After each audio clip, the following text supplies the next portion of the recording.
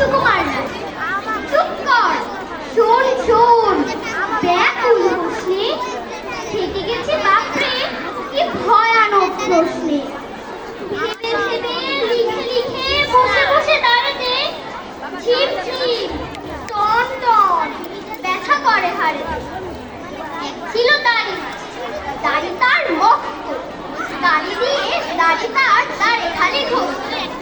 সেই দাড়ে একদিন দাঁড় কাক দাঁড়ালো, কাকড়ার দাঁড়া দিয়ে দাড়ি দাঁড়ে দাঁড়ালো। কাক বলে রেগে মেগে, বাড়াবাড়ি হইতো, না দাঁড়াই দাঁড়ে তবু তার কাক হইতো।